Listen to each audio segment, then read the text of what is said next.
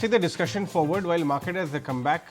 The discussion right now is on the aviation space. We all know, we've been traveling ourselves, that the airports are buzzing, airports are completely, chock-a-block right now, and there is a lot happening in the aviation space. Indian airlines, the domestic airlines, are now, many of them are looking overseas to capture the overseas traveler routes as well. Market share, which was up till now only some of the foreign airlines were actually mostly operating on.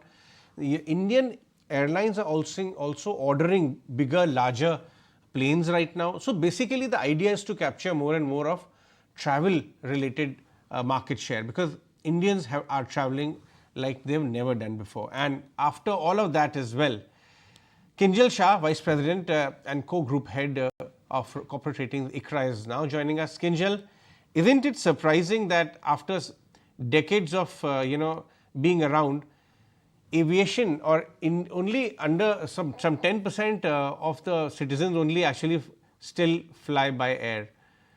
So there's a big opportunity size even now for Indian carriers, isn't it? Yeah, that's right. I think the domestic aviation penetration for India is around 10%. So a lot of factors which support the growth opportunity for the industry. One, obviously, the aspiration of the people to travel by air with increasing disposable incomes. That said, obviously, there has to be supporting infrastructure also to support the growth in the passenger traffic. So the UDAN scheme is one such supporting factor, which is connecting even the tier 2, tier 3 towns, which weren't the case earlier. And a lot of airports are getting developed at these tier 2, tier 3 towns. Overall airport infrastructure definitely is picking up. Also, a lot of aircraft addition by the existing airlines, which is resulting in increased supply as well. All these together result in a lot of growth opportunities for the domestic aviation industry. And ICRA's view is that post this 13% YY growth in domestic passenger traffic that we've seen in FY24 to roughly around 154 million, we would see 2 years of a similar 8 to 13% kind of growth for the aviation passenger traffic on the domestic sector. What I want to understand from you, Kinjal, is the Indian airlines, according to the market share or according to the fleet size versus what kind of opportunities lie for them. I'm just taking one example right now. One of the largest carriers have ordered much bigger fleet right now, because now they are also launching their routes overseas. Up till now, they were a majority kind of a player domestically. So while their domestic market is already growing, a new line of revenue is getting added. How meaningful could it become for Indian? How meaningful could flying overseas become for Indian carriers' revenues in the next 3 to 5 years, in your view? Yeah, so international operations definitely is one thing which many of these full service carriers target. So low cost carriers, because of the limited availability of, as in, for the low cost carriers, they typically look at the short haul operations because they fly a narrow body fleet. These full service carriers typically they go for wide body fleet, and the aspiration always is to start the international operations. Because the yield in the international operations definitely is much higher. Second, in India, the taxation on the ATF is also very high.